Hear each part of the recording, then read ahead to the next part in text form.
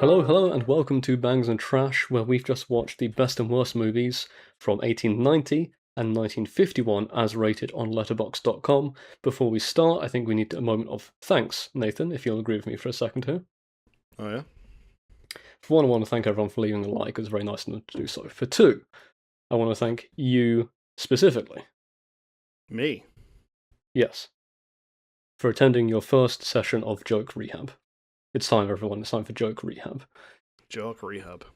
If you remember last time we talked, we were talking about Nazi movies and fascism, and you brought up the point about how, Marvel movies and superhero movies have an issue of, leaning into potential fascist ideology with the great man theory, and, how every story where a single person can resolve a problem that community can't is inherently a little bit fascist. You remember talking about that?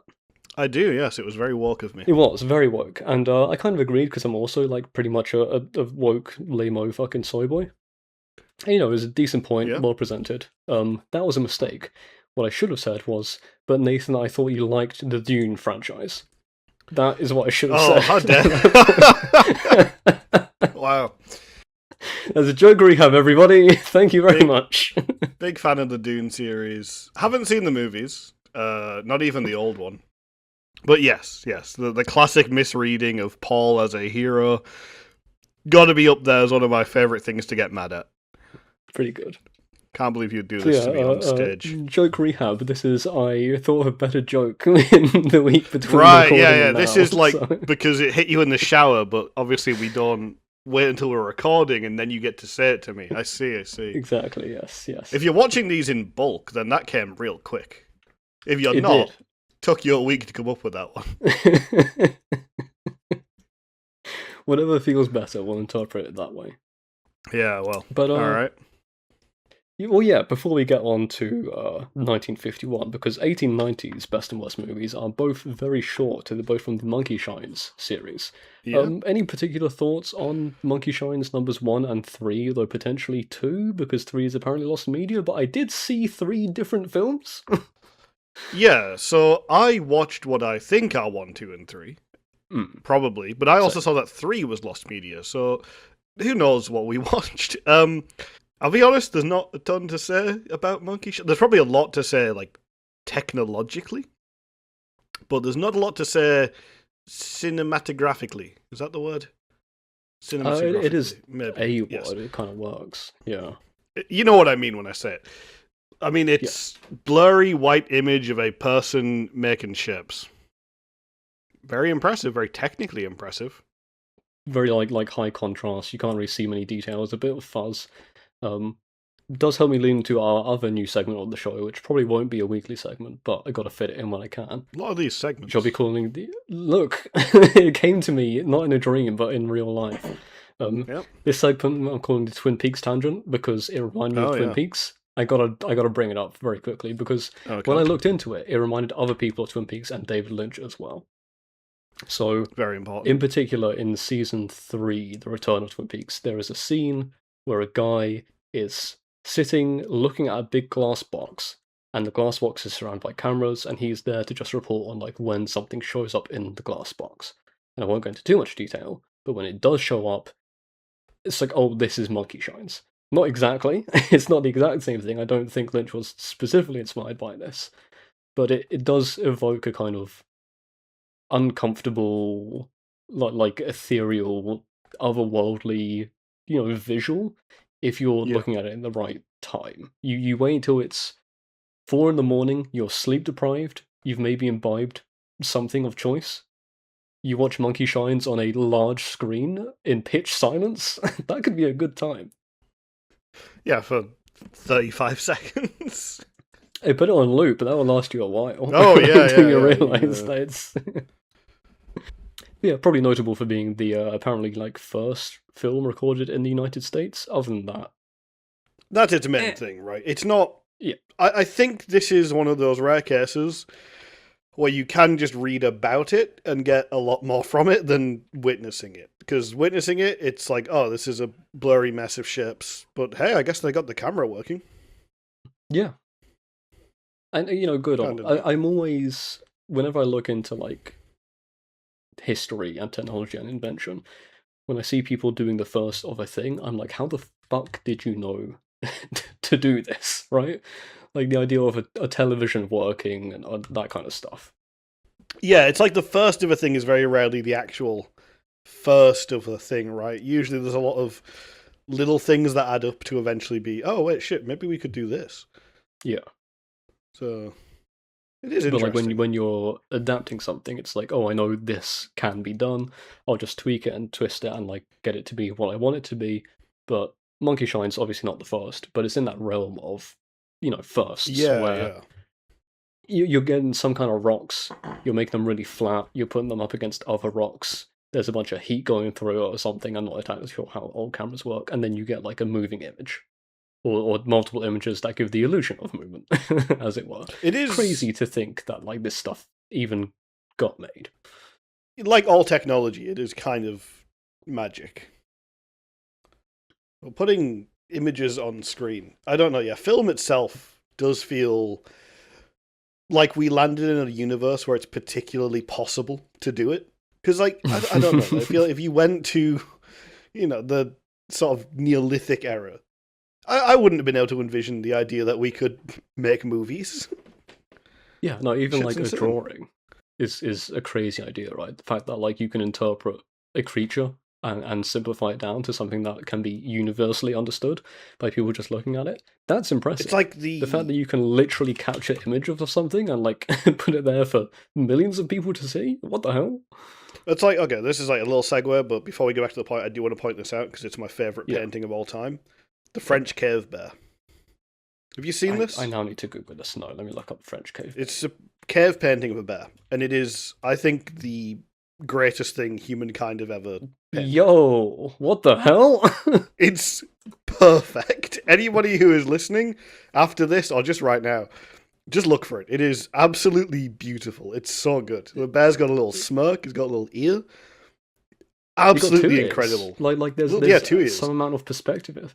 I know we talked a bit about animation last week because we watched Cameraman's Revenge, but like this looks kind of like when you look at the older, like Disney, subject sketches, minute sketches, the really quick things where it's just you're just doing the silhouette to get across the shape. It's impressionism. That's that. It's the impression of a bear. That's great. It's incredible. I love it so much.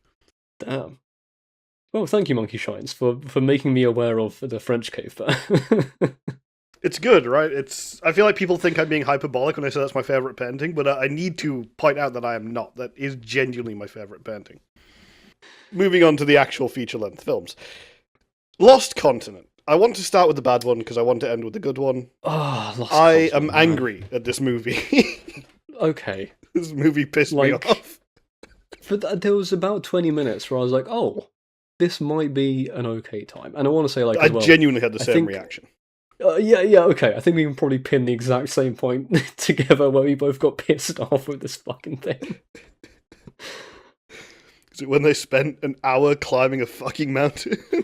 Well, maybe a couple minutes before that, I went, oh no. The natives? Yes, yeah. Yes, the natives. So in general, I just want to say, like, 1951, I feel like our two films here are... Every other week we've had so far, it's been like, you got There Will Be Blood, an epic movie. Like, There Will Be Blood is too good for 2007. You got The Godfather and Ice Cream Bunny. Ice Cream Bunny is too weird for 72. Maniac is just like kind of, it's whatever, trash, right? It's not indicative of anything. This feels like 1951.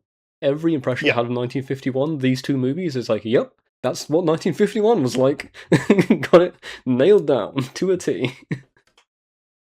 I do really like that it's two movies that are not these two massive works. Like, one is a movie that's a bit shit, and one's a movie that's pretty good. And I think Lost Continent is not a bit shit. Lost Continent is like bottom of the tier list for me, level shit. It's oh really? I got mad at it, but I think I was. It stayed with me as just a movie where one of my big notes is like it's bad by virtue of never being good. It's sort of my issue with it. There are bad decisions, lots of bad decisions, but it's just sort of this low level, never becoming anything actually worth seeing. Yeah. Just a time-wasting movie. Yeah, so like the pitch, why the first 20 minutes is like relatively interesting, and it's slow. Don't get us wrong. Like this is already not a great start, but it's not horrific. You got the American military who are sending a missile over to like roughly like South America, I think it was, right? I thought it was like over the Pacific. It's It, missile testing in the 50s, right? yeah, they're sending a missile to test it, and it's been having an issue of crash landing. They're like, oh, we need to go and send someone to recover it because it's near enough to political enemies that if it gets recovered, they're gonna immediate World War II American exceptionalism. They'll discover our secrets to the atomic bomb, and then our our benefits of being American will be lost to us. So we need to send out our people immediately. Like the Cold War is very present in this discussion, right? It's sort of we can't let the Russians get this. We can't get our enemies get this. It's science and testing. Because I thought, okay, there's an interesting idea here. Because the movie starts with this rocket not just sort of crash landing, but they lose control of it. Yeah. And I'm like, oh, that's kind of neat, right? Cold War, lose control of a rocket when everybody in Russia and America has got their finger like hovering over the nuclear button like the sword of Damocles. Was this like this start, like the proper start of the Cold? I'm not too like big on Cold War history. I have more of like a 70s vision of the Cold War. Is this like the start Cold War period? Well, the Cold War kind of just kicks in straight from the end of World War II. Right. Okay. Yeah, you have this scare. There was a thing in Europe about how Russia could have marched all the way to the sea if they'd wanted to. They could have just kept going. So obviously you have the war ends, and these two great powers are just staring each other down, and everybody has to pick a side. They kind of had an enemy of my enemy situation with the Nazis, and then they kind of it's like, oh, but now they're dealt with. We need to deal with that fact. We've got all our guns Yeah, pointed at one another still. There's some really interesting history for anybody who wants to go off down a rabbit hole about the post-German surrender in World War II and how kind of the Japan on the table between Russia and America, and it's sort of just a question of like, do we want Russia to be involved in the end of the war? It's one of the reasons they nuked Japan, because they were like, we got to end this now. And the nuke really was not anything sort of as humanitarian as it's weird to say about a nuke. There's a lot of misinfo out there that will tell you the nuke was used to end the war quickly and without casualties. The nuke was used to try and force the war to end before Russia could get involved and get their land back. That was it. There was nothing altruistic about the nuke. And it didn't even end the war because the Japanese high command were like, oh, fuck it, you nuked peasants. It kept on for a while, didn't it? Yeah. Yeah. It's a lot of really bad history about how the nuke was used to end the war. It's one of my pet peeves, which is why I've tangented us into it. Going back, though. I mean, it does get mentioned. I literally wrote down 6 minutes 20 in the first scene still. Atom bomb mentioned. They wanted to make, very off the cuff. Like, Americans were great. We did great science. We made the atom bomb. Very proud of that, which does contrast with Ace in the Hole when we get to that. Yeah. I mean, it's going to hang present in the air, though. The atom bomb, anywhere from 1950 to 1980, you're thinking about nukes. I feel like even just the spectre of World War II in general is going to be mentioned in every film up to like 65, probably, just as a... Yeah. It's very recent, right? So. Well, I was thinking this when I was watching these movies, right? So just, again, as like an overall picture of Ace in the Hole and Lost Continent, when you look at someone in these movies and they are, say, 50, that means they were in their teens for World War I and in their early adulthood for World War II. Absurd. That really is a like crazy thing to think. Yeah. I kind of get why everybody acts like they have brain damage. Because yeah, I mean... that's not a good thing to live through. No, exactly, right? Your formative years are spent with the panic that, like, everyone's gonna die, and the moment you leave them, it's like, oh, now I get to be an adult, live the American dream, and, like, excel. It's like, no, everyone's gonna die again, and, like, everyone is being fucking killed in concentration camps. It's awful. It's like... You've also got the Great Depression in the middle of history. Yeah, understandable, considering. It is a absolute just roller coaster of growing up. You have the swinging like 20s, the roaring 20s. You have the Great Depression. You've got 2 world wars. You've got Korea straight after that. It's an absurd time to be an American. Is the early 20th century. As compared to the flatline non-roller coaster of Lost Continent, which we've already stopped talking about because it's far more interesting to talk about topics that it brings up. Yeah, missile crashes. is somewhere in the Pacific. They need to grab Major Joe Nelson, played by one Cesar Romero, the Joker himself from the Yeah, Adam West Batman series. he's In the gonna become one the Joker. like good scene, the one scene I enjoyed, where he's kind of flirting with a lady friend. He's clearly like a playboy ladies man, doesn't really pay too much attention. There's a lot of like flirting innuendo. She's like, "Oh, tell me about your simulated landings there," and then he gets interrupted by a military guy, who brings him on the mission. He's like, "What time is it? 2:30, sir. Yeah, you'd be look a lot better at 3." Like it's Yeah, not bad. there's some good dialogue in the opening scenes. I actually have a thing about this. So obviously, after they get Cesar Romero's character, the Major, there's a brief montage that I was a little bit excited for until I realized they weren't going to do anything with it. As this sort of military policeman and I think a couple of like random sergeants are going around collecting the team for the mission. Yes, yeah. That could have been really fun if they really leaned in and showed you who each of the characters were. Also, they were trying to do something clever with how the military police who were actually collecting them together appeared in these shots. They're kind of like government mysteries, right? Where they just like show up from nowhere. It's like a paranormal aspect almost.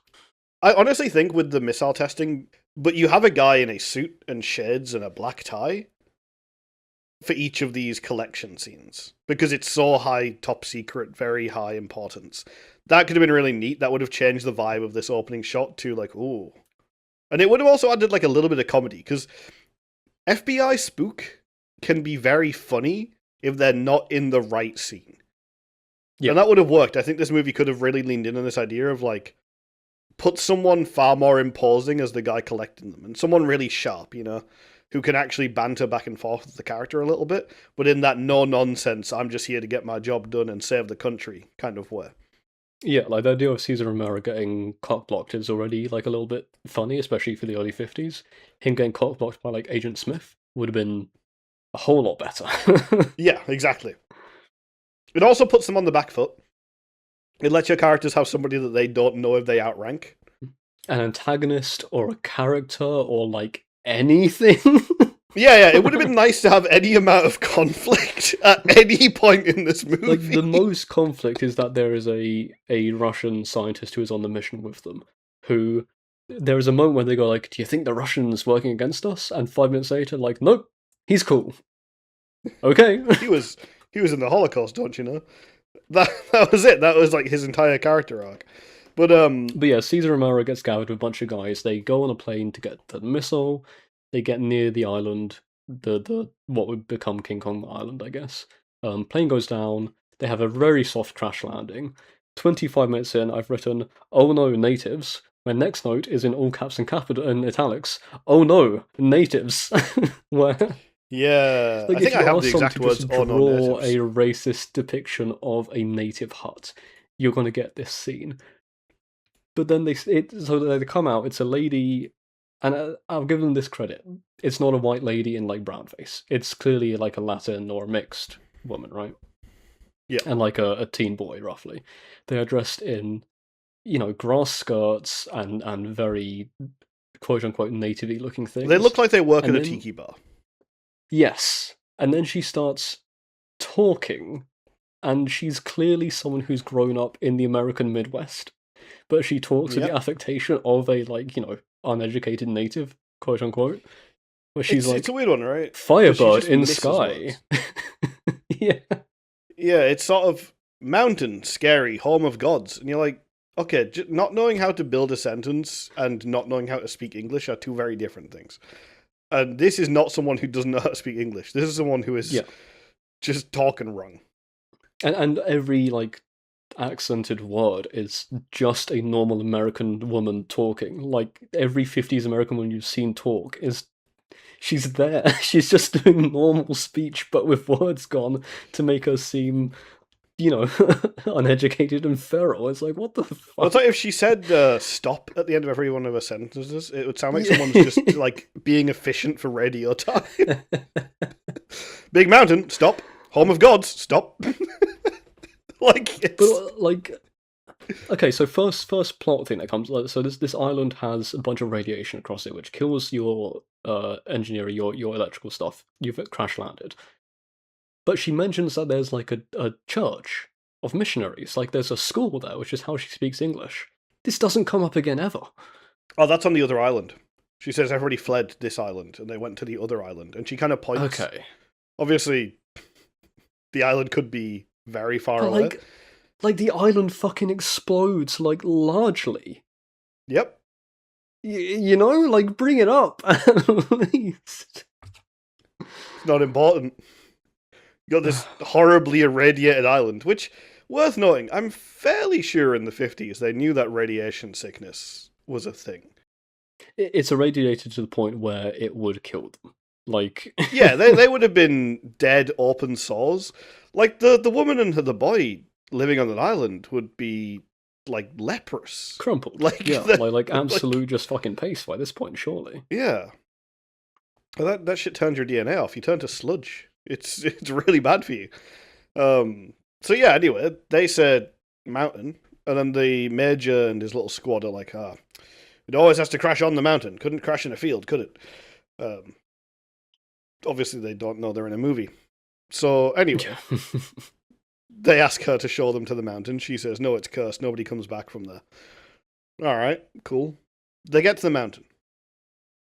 And this is where the problem starts. Yeah, I think the next 45 minutes are them climbing a mountain? And this is an 83-minute long film, and it's not like they're climbing and talking much. You will get 3 to 5 minute unbroken scenes of Cesar Romero climbing styrofoam. Got a note here, 6 characters, 0 personalities, 1 huge mountain. God, there is so much mountain climbing. Imagine paying money to see this film and it's just Cesar Romero climbing. Like, there's so much fucking mountain climbing. What annoyed me as well is the mountain is primarily made of stairs. Yes, I don't even notice normally. yeah, it's like, oh, there's a block you can stand on, and then a block you can stand on. Oh, look, another block I can stand on. Nobody actually climbs a mountain for about half an hour before he has to lasso a rope up, and then they climb the rope. And I thought, okay, maybe I'm stupid. Every time someone was climbing this rope, it looked perfectly safe. And there were people at the top to save them, people at the bottom to, like, ready them. And they're playing these, like, really high intensity, like, strings that are like, oh, it's scary, scary, big danger. And everyone climbs up, and then the strings go, fooled you. And then the next guy goes, like, oh, scary strings. And then he gets to the top, and it's like, oh, gotcha. Bet you thought he was going to fall. And I'm like, just fucking kill one of these characters. Please. Which does happen. Like, you're one doing of them nothing. just falls, and there is no reason for it. He just falls. Like, it might have been his heart, the doctor says. Yeah, but, like, we don't know that. They're all tired, you know? And that's the point where they raised the idea of, like, maybe the Russian guy pushed him. Like, maybe he didn't say when he had the chance. But no, the Russian tried to help. There's no tension. There's no, like, enemy. There's nothing. What annoyed me there is that they showed the Russian really actually trying to help. Yeah, like, you leave it for the audience to not hear. You Hitchcock it, right? Where you just hear the scream and it's like, oh my god. Did the Russian push him? Like... Yeah, exactly. I think this is a movie where it would have been really helpful if it was left ambiguous to the audience if the Russian had actually done something to him. Because if he'd turned up and said, Briggs fell, I couldn't save him, everyone's like, oh shit. And the audience might be like, oh shit. And also, it's 1950s America. You put a big label that says Russian on a guy and they're not going to trust him. Perfect character to do this with, because it lets you pull that little reverso towards the end and be like, idiot, you didn't trust this guy just because he's Russian? Really good, actually would have hit the audience as well, I would imagine. Instead, it's just the guy is like, I'm falling, help me, doctor. And the doctor is desperately trying to help him, fails, he falls. I'll give the movie this. The him falling scene, that little shot, actually kind of sick when he falls into the poison mist and it immediately engulfs him. I thought that was a cool shot. That shot and when they get to the top of the mountain, which... Like, most of this movie is them climbing the mountain. We can skip over it. They climb a mountain. There's a hard cut to a big fucking lizard at one point. Like, the lizard is one I want to talk about, because I love... So they're about 2/3 of the way up the mountain at this point, and you're going to watch the rest of this climb. Don't you worry. But they're about 2/3 so far. And they're in a little cubby hole, and it's raining outside, and they've got a little campfire, and they're talking about wanting to go home and everything, and everything sucks, and it's awful. And they're also... getting horrible radiation poisoning. And the doctor is off by himself, very sinister. He's a very sinister character, the doctor. He's potentially dangerous. And he's having like a little nap, and then smash cut to a normal lizard that is shot in sort of extreme close up. Camera is just very low and very close, so you can just about see it. I see what they're trying to do, but like, it's literally like he just looks to the side roughly, hard cut, all of 3 seconds of lizard footage, cut away, not even the lizard moving. Yeah. Just like him looking around. And then the doctor is like, a monster. It's like, doctor, that was like an iguana or something. Yeah. I think it's like the actual lizard. I was trying to find what kind of lizard it was. I went on a little quest. I couldn't quite place it. I think it might be like a Florida lizard or something. Basically, triangular head, elongated snout. It is an archetypal, like, lizard. It's a little green guy who you would find under a rock or climbing a tree. It's nothing like scary. And the movie really struggles to give you any context for how big this lizard was. And you've seen the poster. Like, I thought he was huge. Yeah. But when you get to the actual dinosaurs, they're not that big. So I guess he wasn't that big. Like, this is a lizard that was probably the size of, I'd have to assume, a horse in the text, right? At most. Because it vanished pretty quickly, right? So it couldn't have been too large. So the doctor has a panic attack, but I'm sat thinking, like, you're a nuclear physicist. Big lizard on an island. You probably just know that animals run away when you shoot guns in the air, right? Which I don't know if they did know this in the 50s, because there's certain things I want to bring up later. There's a lot of gun shooting in the later part of this movie, and the animals do not run away. They fucking stick around. Yeah. But, like, it's the kind of one where I'm like, this isn't scary because, one, I'm not scared of lizards, and two, a lizard ain't doing anything. Yeah. Like, it's just so, like, a lot of this can be explained, I think. I forget exactly where it was filmed. It might have been Florida or California. The entire thing was filmed on one set, which is a studio, in the course of 11 days. Yeah. That is a lizard they found. Like, they went outside and found a lizard. Yeah. Someone outside found a lizard, and, like, this is why you have so much climbing, is because writing a script and blocking and, like, shooting takes time. For those of you who don't know, 11 days is no fucking time to make a movie. You would expect at least, a month, 2 months to shoot something roughly this length, especially back then. It's taken me longer to prep, like, a D&D session. Yeah, exactly. Like, never mind. I think genuinely it would have been 9 days of all of the dialogue stuff, and then 2 days of, we need Cesar Romero to climb a mountain. We've got a bunch of styrofoam, can you just climb it? And then they get to the top, and there is one interesting creative choice where the film suddenly gets green. They tinted the thing green to get across the radioactivity and, like, the uncertainness of the space and the unnerving aspect of what they're about to see. Because they get to the top of the mountain, they see the plateau, and it is just like a full jungle environment. All the characters are, like, really shocked, right? Because there is a jungle on top of the mountain, which is supposed to be surprising. What happened in my head when they climbed up and saw it, they see the jungle, they're like, oh, this is so weird. And I think, why are you surprised it's a jungle island? Because by that point, I had forgot they had spent 45 minutes climbing. The second it was done, it deleted. It's gone. Well, so they never do anything I think you need to do with a mountain climbing movie, which is to every now and then remind you how big a mountain is. This is all extreme, like, quite close camera work, right? It's mid-shots, everyone is visible at any given time. Like, yeah, everything feels like they're at ground level constantly. It's a movie where the mountain feels very horizontal. And they get to the top. And like you said, they get there and it's jungle. And like you said, it is this very quite pleasant, like, pastel green color, like a very mint. It's really funny to me that this horrible radioactive nightmare jungle is the color of the kind of, like, ice cream I would buy at, like, Whitby. Yeah. It's very, and the very characters nice do explicitly say, like, oh, it's green up here, so, like, it's in the fiction. Yeah, right? it's fully within the fiction choice. I think Briggs says, oh, it's like they put a green bulb in the sun. No, it's the funny guy. It's the funny guy. It's the quote unquote funny guy. Oh, Briggs is already dead at this point. It's the Briggs is technician, the engineer. Yeah. Whose name I thing I had written down at one point, because I knew off the bat, like, I'm not going to know anyone's fucking names in this movie, and I remember Cesar Romero's Joe Nelson, that's it. Yeah, so he says, oh, the sun's green. Everyone goes like, yep, stay close, it's dangerous. There is not a hazard in sight, apart from the fact that the Geiger counter should be going fucking ballistic. Should be freaking out, yeah. Yeah, like, I've heard a Geiger counter, we had them in physics in school.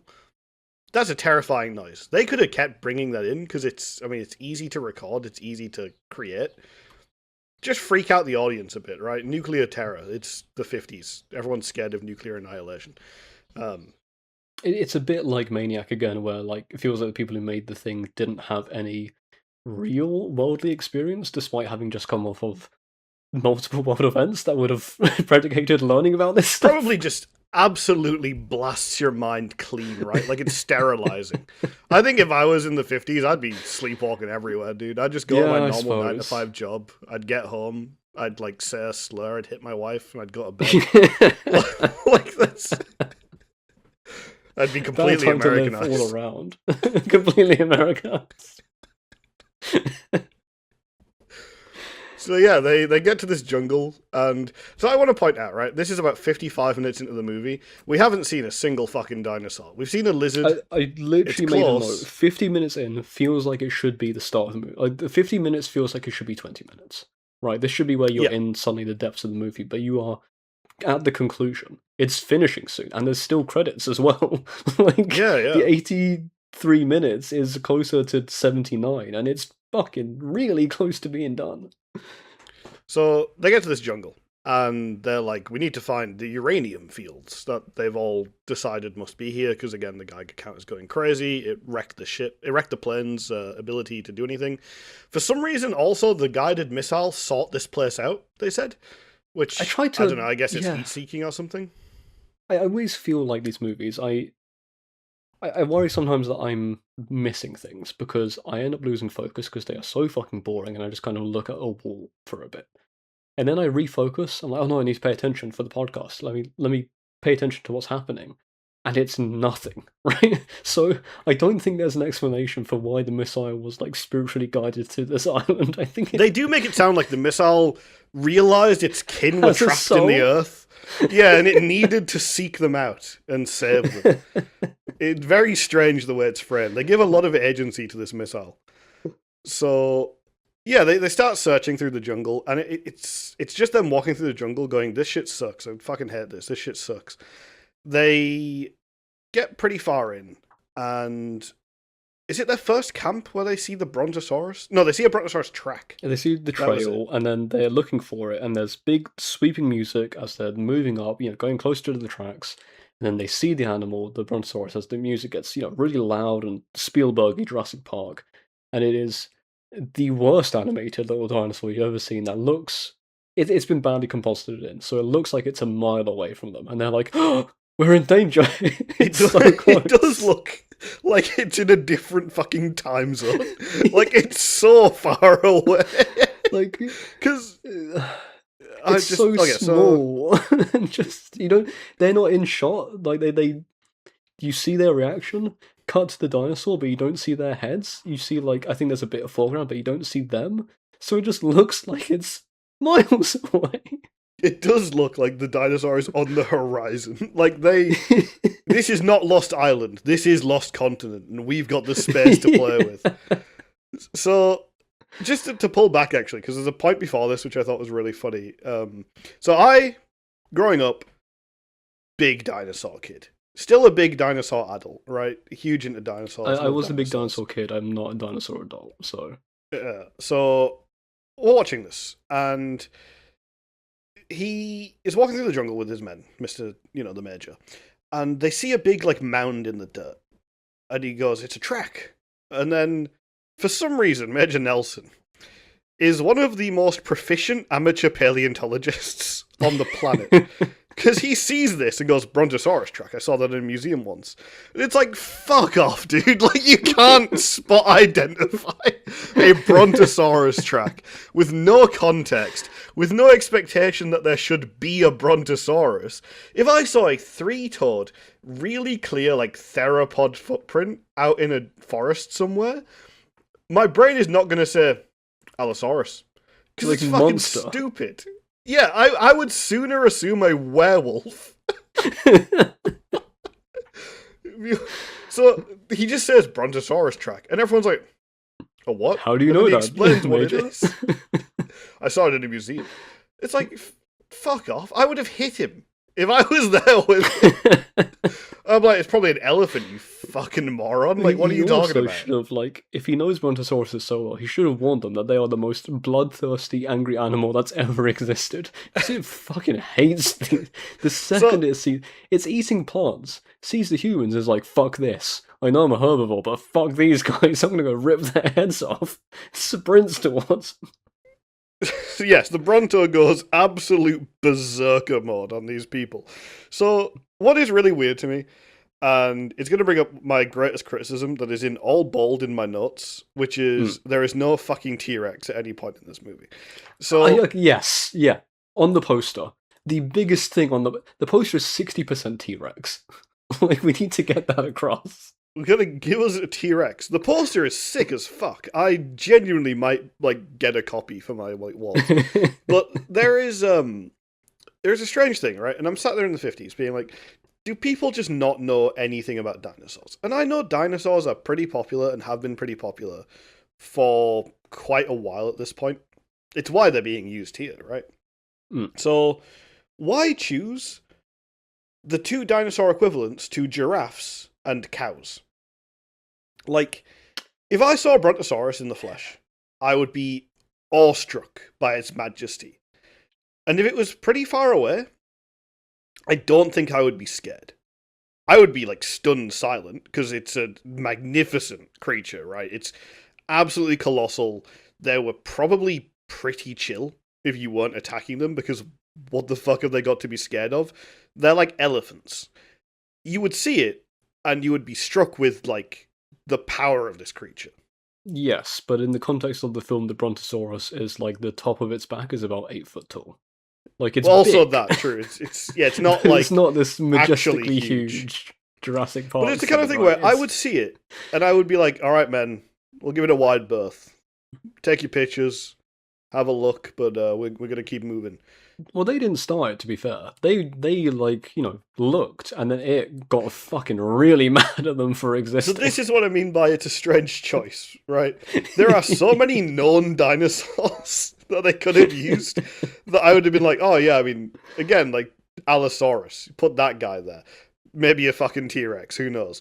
But you could have put a theropod dinosaur, which, because they're not going to do, like, raptors, right? Like fucking dromaeosaurs, like they're really fast. They're like man-sized. Really hard to composite with early.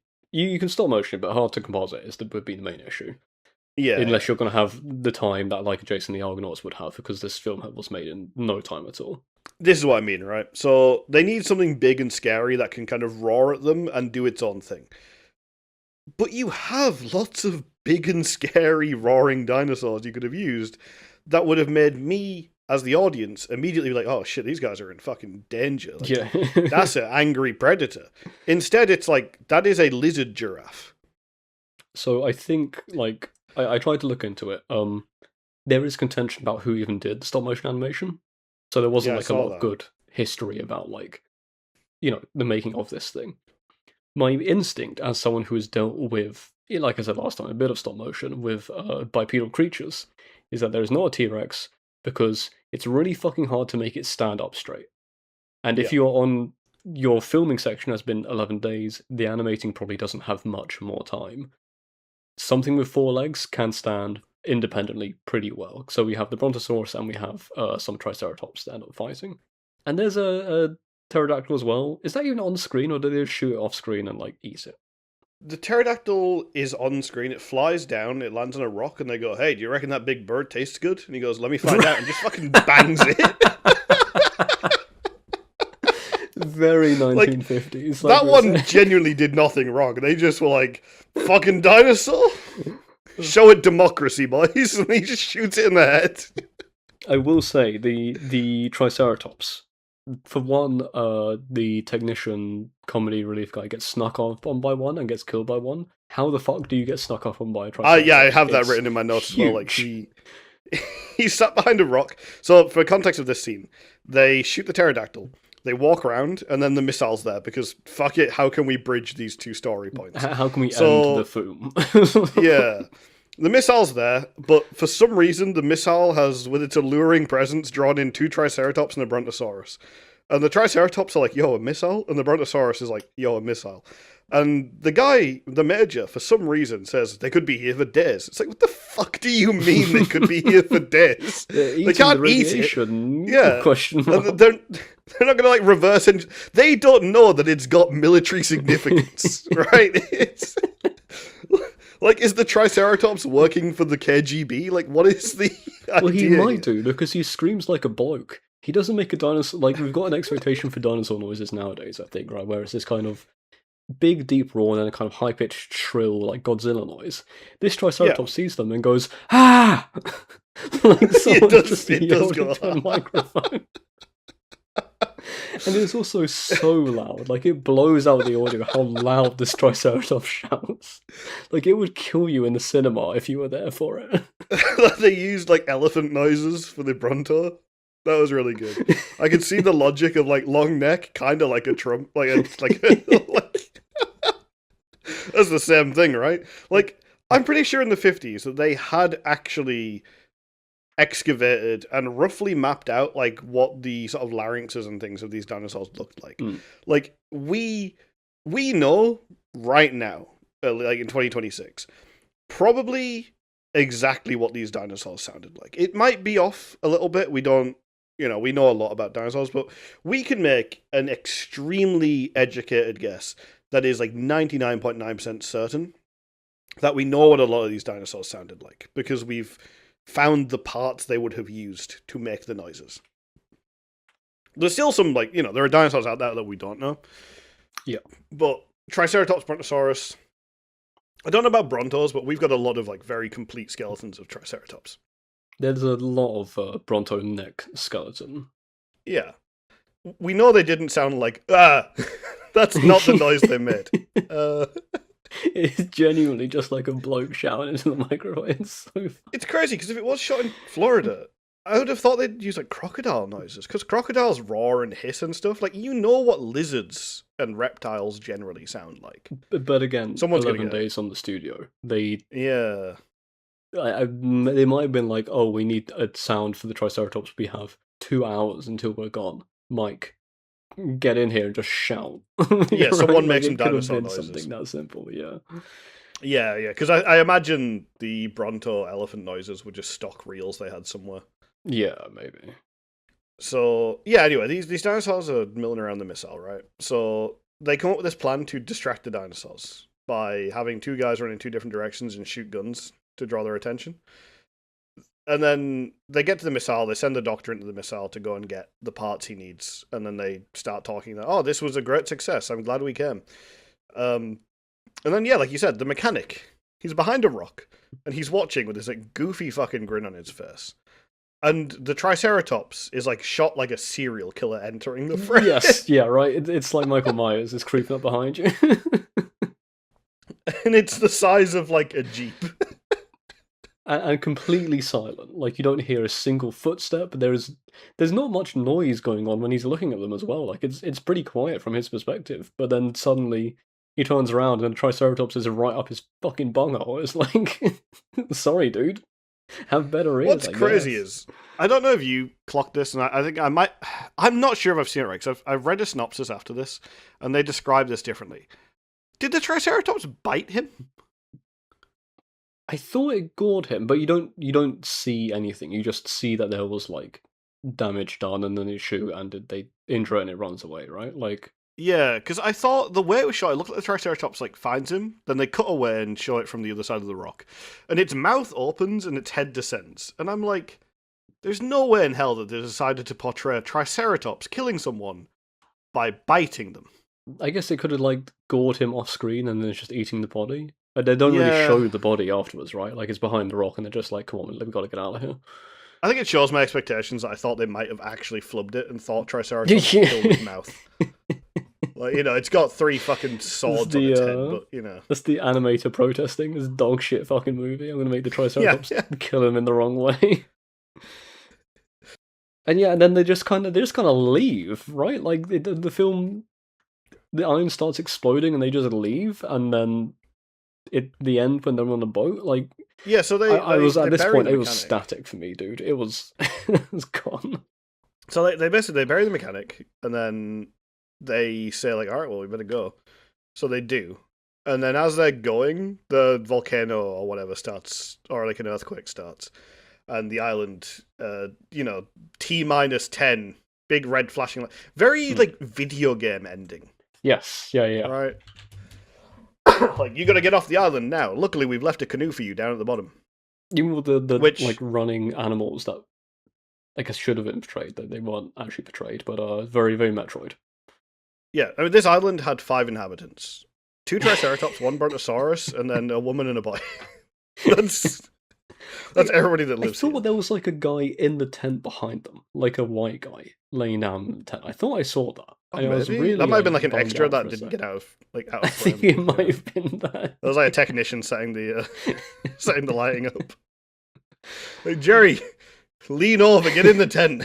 We gotta start shooting. We're 10 days and 12 hours in. No time to film anything more. We're running out of film. Help! It's like they've ripped a hole in the tent and he's holding it closed. They film it from the wrong angle, so he's like right there, front and center. They didn't have time to edit that out, so yeah, they run to the bottom. Okay, this pissed me off as well, and I get it, right? Once again, the movie doesn't have to be realistic, but if you're on an island big enough to be called a lost continent, then when that island is exploding, you are not getting far enough away in a canoe. You're getting wiped out by the waves. I'm trying to think now, because like the technician guy says when they get onto the top of the thing, it's like it's a plateau up here. It's like some kind of lost continent. So I think it was like a hypothetical, Yeah. Oh, I do love that they said the name of the movie. Hey, 2 in 1, right? Because Ace in the Hole also says I have that note as well. Yeah, he's our Ace in the Hole. Yeah, so they obviously name dropped the movie, and it probably should have ended there, but it probably should have ended at fucking 5 minutes in. Yeah, it just says the end. Yeah. And it's like, what the fuck am I watching? Or what the fuck have I just watched? Because there's just nothing going on. Also, like when they're on the shot of the canoe, it's clearly like, okay, everyone, sit on the canoe. We've got it elevated. Sit on it. We'll have some guys jog it from side to side, and we'll just rear project water. Does it match with like perspective or framing? No, not really. But it's ending. Like there, no effort, no attempt. Just, I didn't think they made like because I don't think this was horribly low budget, right? Cesar Romero was a known name. I think some of the other people were known names. I didn't look into it too much because it just made me annoyed. But like, it wasn't a nothing budget movie. I didn't know they made schlock like this back then. I thought everything was, we've got no budget for this, so we're not even going to get a known actor. Like, what the fuck was Cesar Romero doing in this? This was not during the like ending phase of his career or when he was a nobody. He was a known factor at this point. Yeah, I'm really not sure like what the kind of background of it is, because it's like you said, right? They do have quite, the sets are not great, but they are quite a few sets, and they are like built. So there's that. There's the obviously paying the actors and whatnot, and they had some ideas, tinting the film green. Okay, I thought you meant story-wise, because they're no. Apparently ripped off of Arthur Conan Doyle's Lost World. I mean, that makes sense, right? The plot, in quotation marks, resembles the story of the book. Resembles. So, yeah, I think there was some potential like legal pushback before the thing came out. Didn't amount to much, obviously, because it did release. But yeah, I don't know. Yeah, this is. I saw some people saying that they loved this movie because it was on TV all the time. when they were growing This up. is a TV movie, right? You'll change the Yeah. channel and Lost Content is on, and you'll watch it for 5 minutes and go like, "Oh, 50s. They didn't make good things back then," and you turn it off.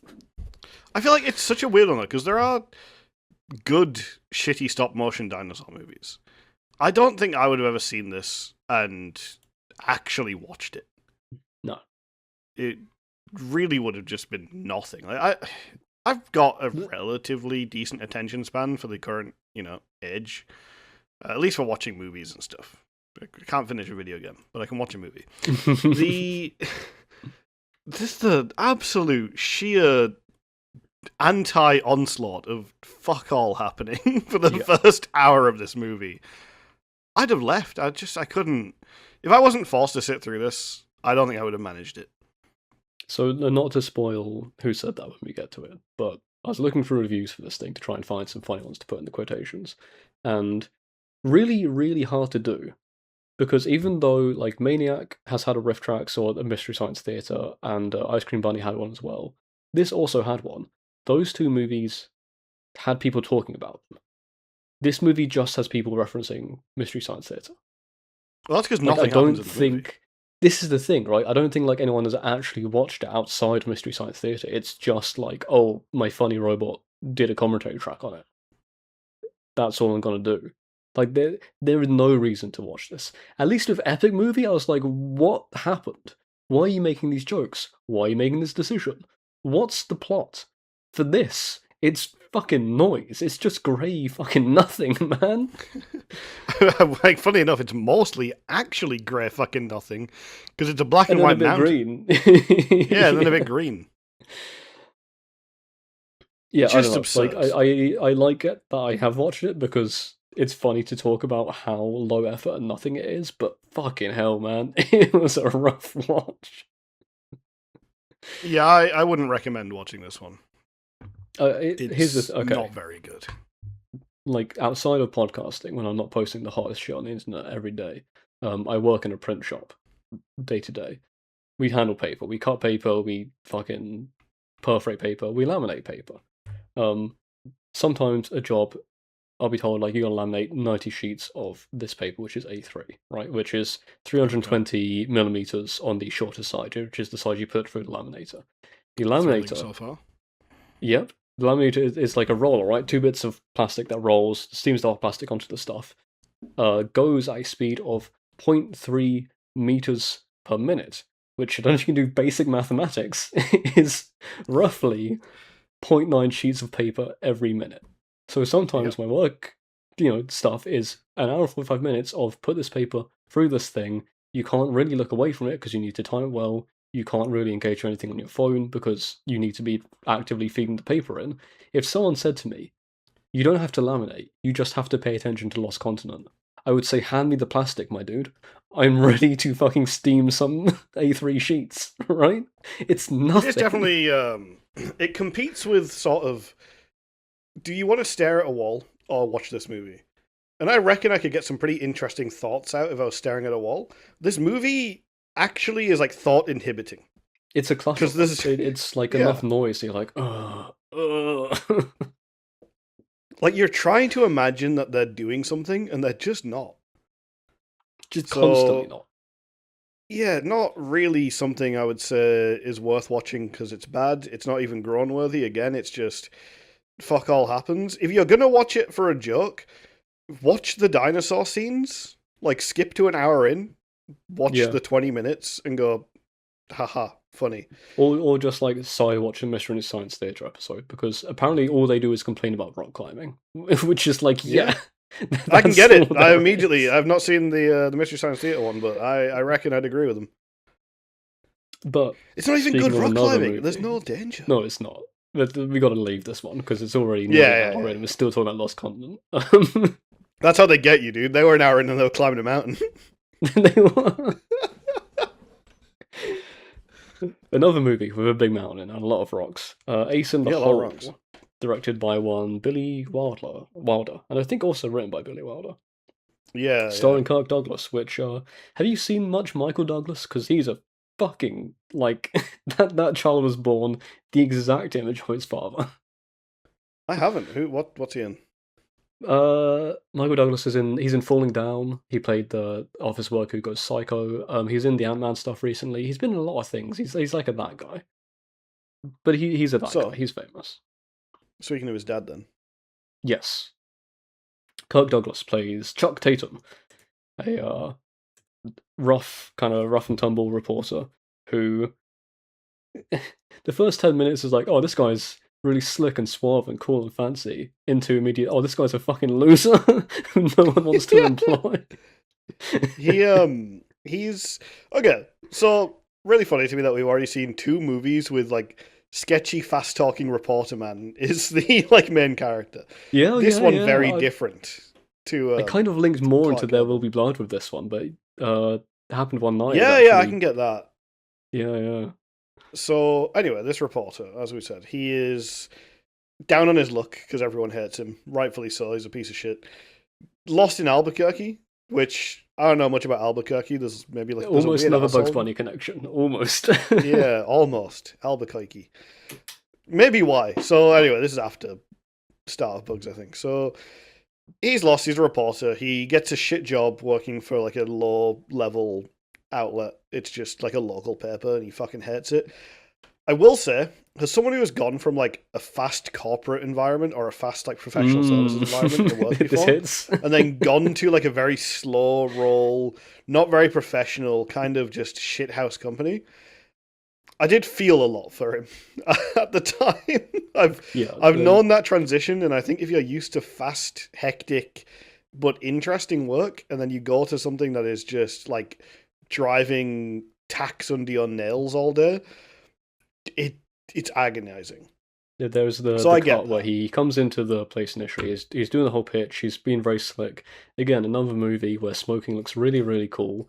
He puts his match down on a typewriter and presses the button so the typewriter pings back to him and like strikes the match there. Coolest shit you've ever seen.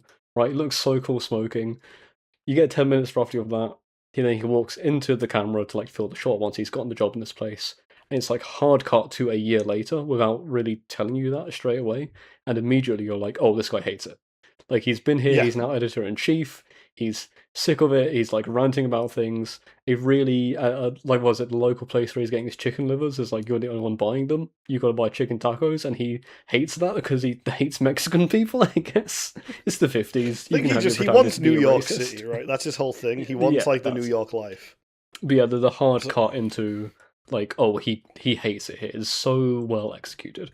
Because you know that within seconds of the frame after he's been employed, like, oh, he hates this shit, dude.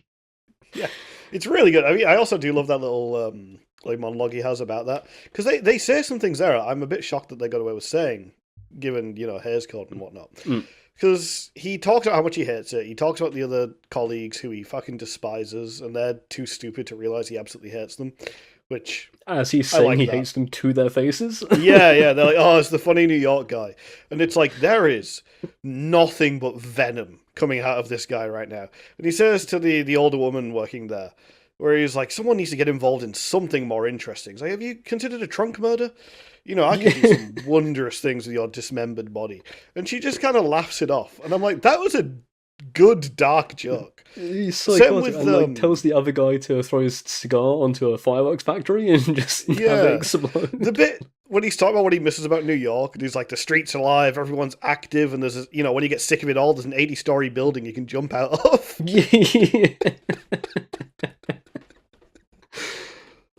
Oh, yeah. I love this guy's contempt. New York in him. Yeah, I mean, as someone very good friend of mine is a very New York man, so it's like I can imagine transplanting him into the middle of nowhere. This is a guy that hates the countryside. He is this guy toned down. And it's so funny seeing a man who is so in love with New York that even romanticizes the ability to kill yourself with a building. But that's like the ultimate New York attitude, which never really... Like, it's in your face right from the start and never really leaves the movie. And you've got the wife from Baltimore.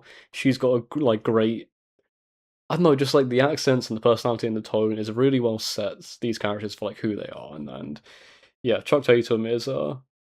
the early like Scorsese scumbags, right? Where he's just a protagonist who is awful. Just Yeah. and film was reviled when it came out because of this. People hated it. Uh, a lot in part I, because of Michael Douglas's performance as Chuck Tatum. I can see people hating this as well because, and one of my favorite things about this movie, it definitely is one of those movies that is very unsubtly holding a mirror, right? It is saying, Yeah, like, you are absolute scum fucking nobodies, and you love blood, death, and violence as long as it's not yours. And I love that. I mean, I really like that.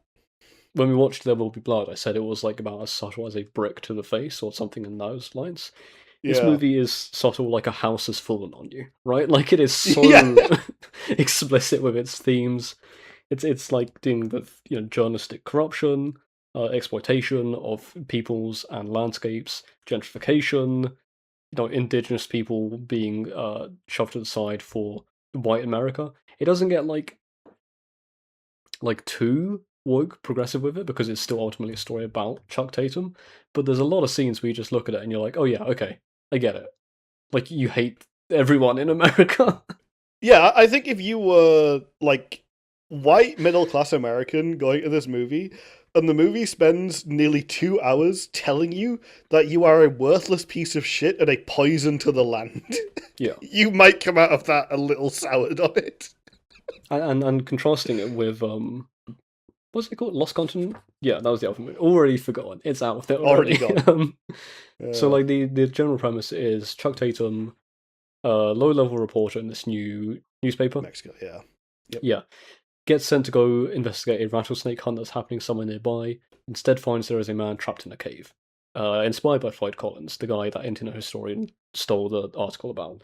Original article by one Lucas Riley. If you want to read that, by the way. There's a lot of really good, as a little side, one of my personal interests, a good little, the first creepypasta, little short Oh, internet horror. The very first one, or the one that's kind of like sort of recognizes the first one, it's yeah. called Ted the Caver. That's about two cavers, as one might imagine. And there's a little nod to Floyd in that, which is kind of where I first learned about Floyd Collins. They Mm. call the little nook in the cave they're exploring Floyd's tomb. Worth a read, not very long. Really early creepypasta. You can find it on, I think, the fucking Angel Fire forums. Oh Um, wow. it's worth checking out. It's good. There's some good narrations of it on YouTube. One of my favorites. Uh, Yeah, good if you I've like that never kind of cave hugely horror. been into creepypasta, but cave stuff is terrifying. But Yeah. yeah, he finds the guy in the cave after some convoluted stuff. One Leo Minosa, who's been trapped in there, and this guy's a World War II veteran. Contrasting it with Lost Continent, where they're like, "We made the bomb, we're great." This guy's like, "Yeah, I was terrified. It sucked being in World War II, and even after everything happened, I wasn't in any combat. I got measles, and like it hurt, but I'm back. But like, I'm still suffering from the trauma of having to be lined up, ready to just get sent to the fucking churn of bodies, you know? It's a really humanizing moment in a time in American Yeah. history where I think the exceptionalism would have been focused, right? You're right out of the war, Yeah. you're dealing with a new enemy, you want to make Americans feel good about being American. This movie is like, fuck you, you're not good, your culture sucks, and everyone who's come back from this horrible conflict that has like rocked the world is traumatized and shouldn't be in these scenarios. But they've also Very, just been very abandoned. woke.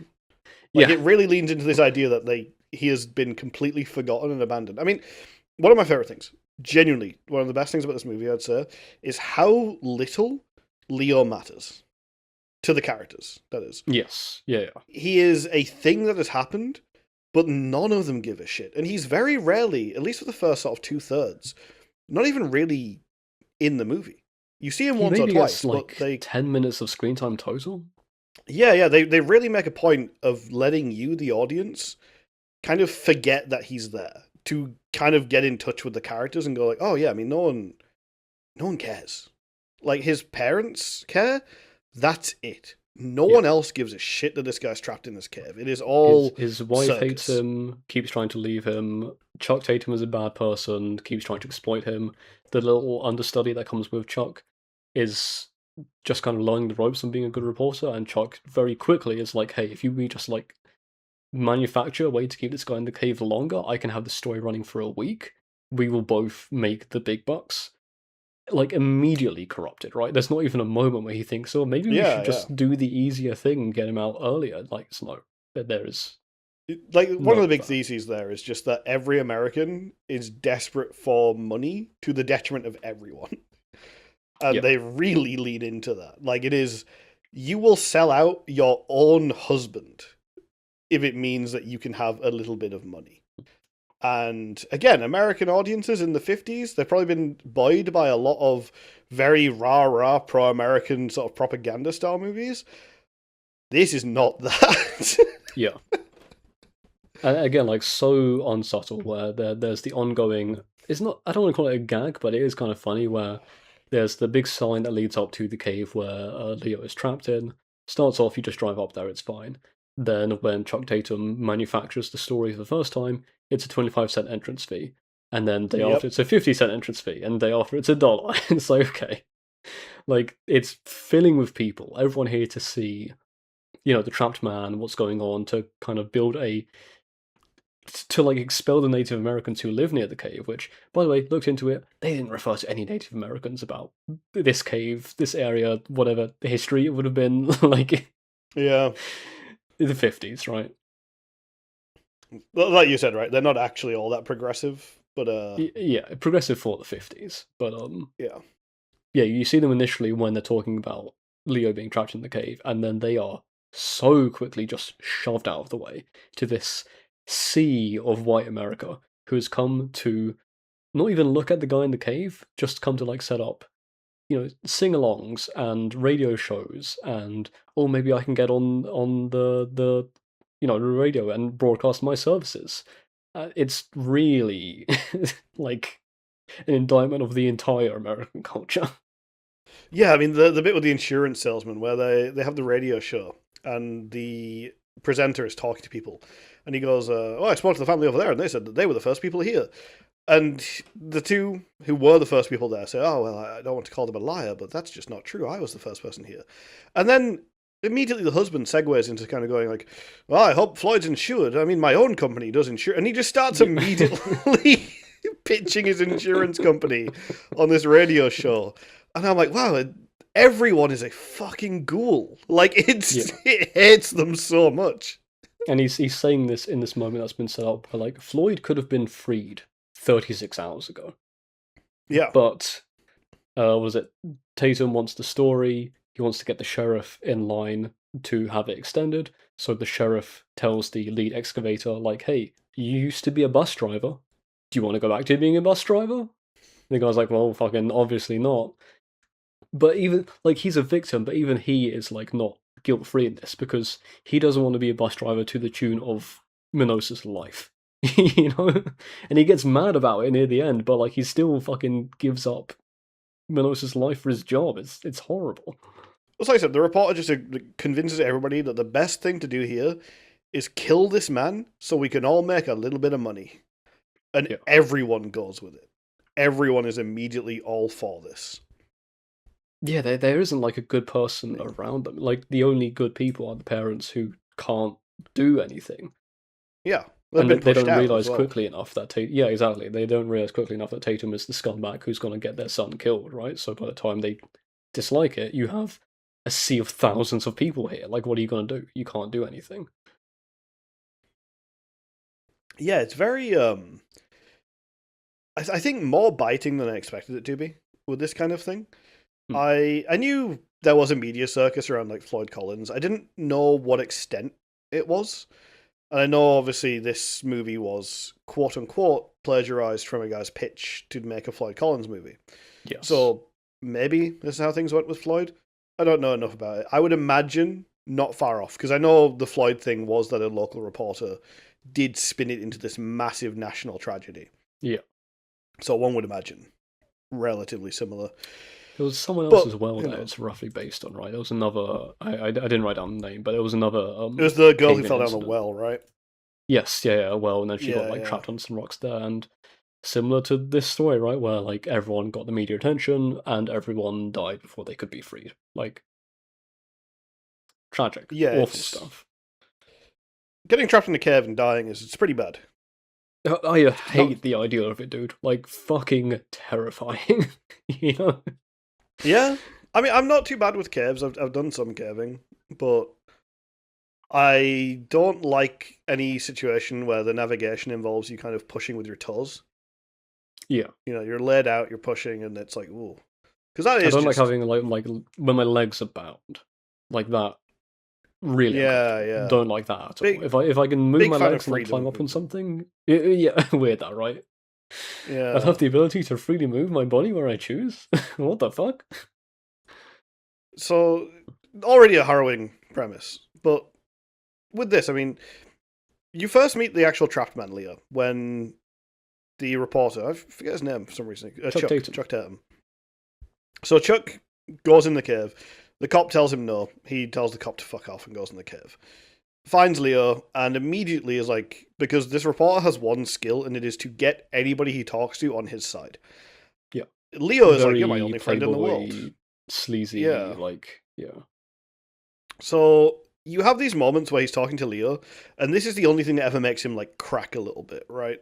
And at first he thinks he's fine and he's completely chill with it, so he doesn't care that the guy's trapped. He just wants to keep him in there. He seems fine. When you get towards the end, and we've said spoiler warning before, but I think the concept here is that you should expect spoilers. Yeah. Leo obviously is yeah. Leo is dying, and I did like the sudden kind of. He realizes that Chuck realizes that he is probably dying. I think at this point because he's just been stabbed by Leo's wife, which Yeah. we'll explain in a second. He kind of brought that on himself in a way, but also everyone's evil in this movie. He goes to get the priest for Leo because Leo said, "Don't let me die without a priest." And as the priest is giving Leo his last rites, you can see Chuck going, "Oh shit." Yeah, kind of Fuck, realizes. But it yeah, all he comes to a realizes head at killed the this end guy. where when he goes to talk to his boss over his New York boss about like, hey, I've got a new headline for you. Forget about the guy in the cave. He's already dead. Here's your new headline. Reporter kills man in cave. It's Yeah, like he's looking for such any a level of like stern. absolution. Yeah. Yeah, But his boss is very aware that like no one would give a fuck about this because as far as America would see it, it's like a crime of circumstance, coincidence, whatever. Hangs up on him immediately. So he's just like, fuck it, kid, let's get out of here. We got money to make somewhere else. It's like there's a moment of yeah. reflection of like absolution. Don't get it? Okay, well, I'll try and benefit some way before I die. It's like That's it. again very heavy-handed, right? So they get back to Albuquerque, and they go to the Albuquerque Sun, the paper that he gets his job back at. And as he's talking, he says, "I'll give you $1,000 a day reporter for nothing." And he drops dead from the knife wound. At which point, the sign behind him is revealed, and it Tell the just truth. says, "Tell the truth." And then the But movie they set that up ends. really early, like that's the Yeah, he hates that sign. yeah. Crocheted by the lady who he told to go and get murdered in a trunk. Yeah, really. It does tell you, it's the movie is not being very subtle, like you said. It really wants you to understand that this kind of journalism and this kind of like media circus and that kind of not just the media circus because the audience are also indicted by this film. Yeah. It is just anybody who's in it for this kind of media, either to create or to consume, villainous, evil, so bad that when you are seeking absolution in your death, God will hang up on you. Kind of level of shit. Like, yo, you want to admit your sins? It's too fucking late, dude. He's already off the line. Like, Yeah. it's so unsubtle. And I love that. I love a heavy-handed movie. Yeah, I do think it maybe suffers a bit from the 50s-ism of everyone talking very loudly about their feelings and about like the things that are currently happening, and there's really no moment to breathe when I think it would have benefited a little bit. But if you've got the choice between, not having a point or shoving the point in the audience's face so hard that they can't miss it, I'll take the second one. Like, it's a lot more engaging to have something that is happening that you can talk about rather than, a lost content mishmash of no ideas and no thoughts and no attempt to make anything artistic, right? Yeah. It's that thing. So I've worked in places where I've worked with very normal people. Normal in air quotes, right? And they talk about the news in a way that I think this movie is going to do like real psychic damage to me when I hear them talking about the news, because this is how they act. This is how they consume media. Everything is tragedy, and they love talking about it. They love talking about death. They love talking about killings and murders and suicides and horrible celebrity mishaps. And I already fucking hate listening to that shit. Because and you've been working this job for like 4 months, is it? Well, it's not just this job, but yeah, like previous jobs as well. So you and I have cultivated a relatively progressive and kind of like detached from that level of media kind of group of friends for the most part, right?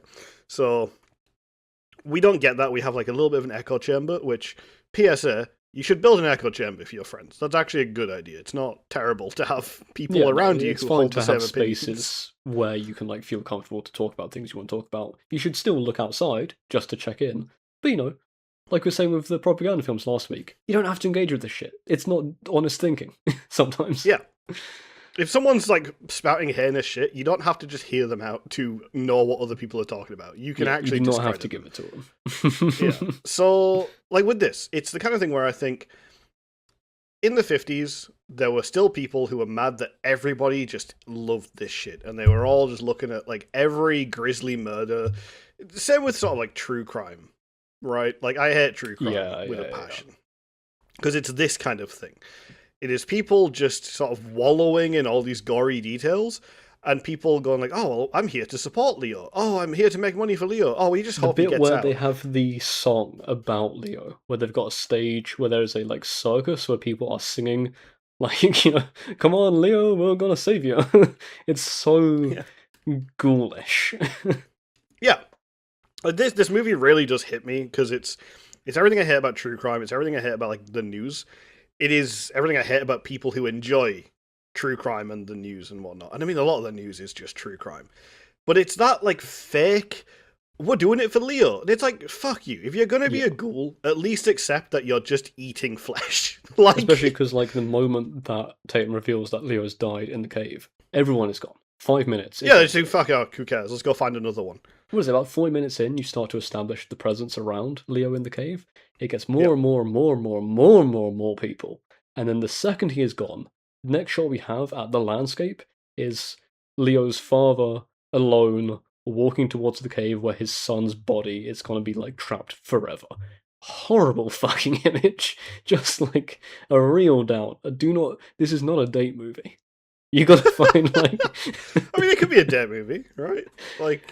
Okay, this is not. I would imagine you're taking someone on the date who, like, I think it's a good first date movie, right? Because like either they watch it and they like it and you know that they're good, or they watch it and they don't like it and you get to talk about why they didn't like it, or you watch it and you realize it's about them and you go, oh shit, I'm leaving. I think ideal date movie.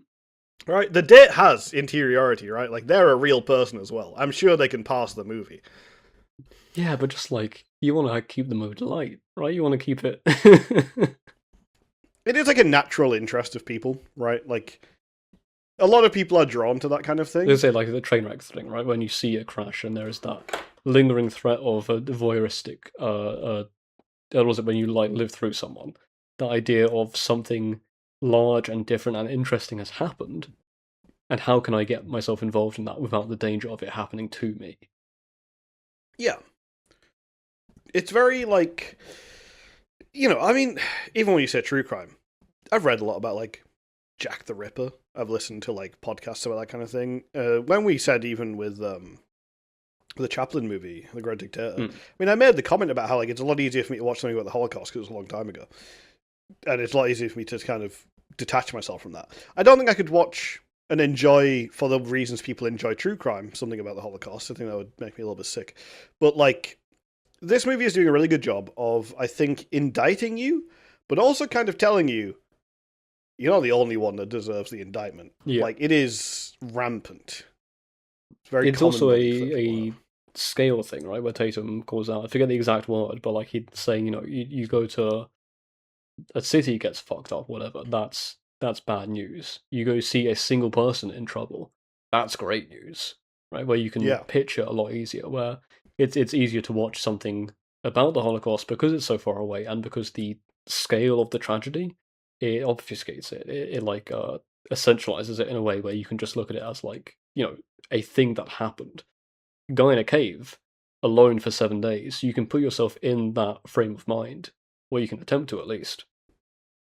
And the Yeah. lingering It's and the much more trauma of personal. that is like, yeah, it's so much more personal, and like you can personify it in a way where you can't with large scale tragedies. Yeah, I mean, like, it's one of the things I do with this. I mean, obviously, the only people who ever ask how Leo is doing are his parents. I don't think anybody Yeah, else ever actually like vocalizes the idea that they're concerned about Leo in a way that isn't like performative.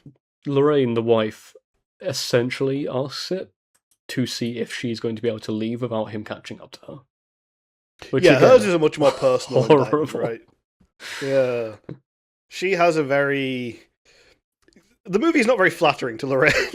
I would No, say it's a great film for early cinema's messy bitches, because she is maybe the messiest bitch I have seen in like a long time, right? she's very Like her forward. whole thing is like, we've been married for 5 years. I've had 5 lonely years. I hate it here. I've tried to leave multiple times. He just like drives down the road and like tells me he loves me, and I go back because I'm obliged to. I want to go back to Baltimore. I want to go back to New York. He's trapped now. We've got money in the register. I'm going to take it. I'm going to leave. And then she's waiting for the bus, and Tatum says, give it a day of me working my magic. You'll be making $70 a day rather than selling 8 hamburgers. And it's this really predictable but really great little shot where she's standing there musing. The bus comes in, it stops, the bus leaves, and she is walking back towards the little cabin that they run. So yeah, Yeah, of I course she's think going to stick around. By this point, like, everyone in the film is compromised. I do really like that. So we talked about this in The Godfather, right? How like the women have no agency. They're Yep. probably involved and evil to a similar extent. We talked about a lot with It Happened One Night, right? Where she has a lot of agency in that. Like it's actually she is a major character. In this one, Lorraine, she is a major character. She has a lot of agency. They let her be vile Hmm. herself. And I really liked that. It felt very good that it wasn't just like she is there as the wife, and either like the wife is evil via Leo, or the wife is weeping via Leo. Yep. She really did feel like she got to be a genuine character. And I liked that. She was Also, some evil, some great but yeah. lines. I think like middle of the movie ish. She says to Chuck Tatum, "I've made a lot of hard boiled eggs in my times, but you're 20 minutes." Yeah, 20 minutes, yeah. Fucking great line. Oh, Like the yeah, I movie, like that. it's not too quotable. I think like it's well written. The characters are very good, but a lot of it is it's necessary to get the plot moving. But that line in particular, I'm like, oh man, you don't write them like these anymore. Like that's a very like walks into the investigator's office level like noir line. Yes, I've it met some hard feels boiled in my time. very noir, right? Where you have you could have a narration over this and really bring down or bring up the contrast, so it's a lot blacker, and you could have a real good Yeah. like noir feeling thing. Yeah, it was good. I think like of the good movies, I would say I like this one the least. It feels a little bloated in the mid Getting them part, all. and like Yeah. again, like gets the message across so quickly that it does feel like it's beating you over the head with it to a point where you're like, okay, Yeah. I get it, I get it, and not that aggressively, right? But it's like it's just under 2 hours. You could wrap it up in 140 pretty easily, I think. There is a lot of wallowing in how shit everyone is that I think Yeah, might have worked better then for the kind of people it was working for, right? Because for me now, I'm like, it is a little trite that this kind of thing could just get made by any rando, and I'd be like, yeah, it's pretty good. I agree with the message. I like the movie, but yeah, it spends a lot of time really hammering home just how vile everyone is, yeah. I and I get it. I was, already agree with that. like I said, comparing it to There Will Be Blood. That is a longer movie that deals with this corruption idea, the gentrification idea, and pushing people out of the land that they own idea. But it also deals with, religious theming and family drama, and the scope of it is huge, and the passage of time in 50 years removed. Obviously, it's a very different movie, but you look at the scale of something like There Will Be Blood compared to this, and it does seem a little quaint, especially with the very 50s performances. The bit where they've got it's the final stage of the like Minosa fervor where everyone is there, and Tatum goes in to brag to his old colleagues about like the fact that he's got this story now, and it is just a tent full of blokes in suits with suspenders and fedoras. They're like, listen here, Tatum, listen here, Buster, you're a real nasty one, you right? Like it feels like you're reading a comic strip. It does have that vibe to it. I think so. One of the things with like There Will Be Blood is this movie isn't as able to be about Tatum in the way that obviously There Will Be Blood is full much the Oil Man story, because obviously this is one event, and it's half about the horror of the event, and not the horror of the event itself, the horror of the people around the event. Yeah. So you don't have that vibe of like sitting with Tatum and seeing him doing this in other places. This would have been a really good, if you were doing it There Will Be Blood style, I could see this being a really good final like arc for a movie where you follow Tatum being this piece of shit journalist, and being open to like interviewing people and mischaracterizing things and spinning things his way, where you see like a couple of different stories of his life, and this is like the culmination where he just kills someone for the story. Yeah, the fact that his earlier career is him, like summed up by him talking to his new boss, is like, I did some real strange stuff in New York and I got busted up with a like editor's wife in Baltimore, you know? Like it's a real simplified depiction of the ongoing corruption that someone gets exposed to when they have the need for money, right? It's like right off the bat, okay, you're evil already. I get it. Yeah, it was weird because they don't really lean into the fact that he is that cutthroat. They just make him sound like a piece of shit. And then this entire arc is about him being this cutthroat.